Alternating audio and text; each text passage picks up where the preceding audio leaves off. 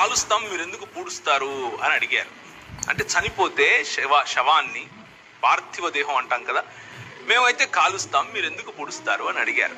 నేను ఎప్పుడూ చదవలేదు, నాకు తెలియదు, ఏం చెప్పాలో నాకు తెలియదు. కానీ తడువుకోకుండా, క్షణం తీరిక ఆలోచించకుండా నేను ఒక సమాధానం చెప్పాను. చెప్పిన సమాధానానికి నేనే నివ్వెరపోయాను, నాకే కనువిప్పు కలిగింది. అదేమిటి అనంటే, మా దేవుడు మమ్మల్ని మట్టి నుండి చేశాడు, తన స్వరూపమందు తన పోలిక చొప్పున చేశాడు.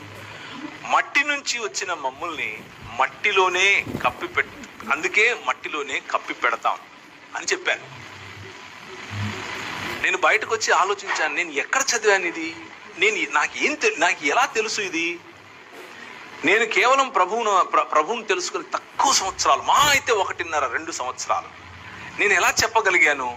Rhema, the spirit of the Lord, పరిశుద్ధాత్ముని యొక్క unction and anointing. If you want to remain in Christ, క్రీస్తు నందు నిలిచి ఉండాలి అనంటే, practice the presence of the word of God in your life.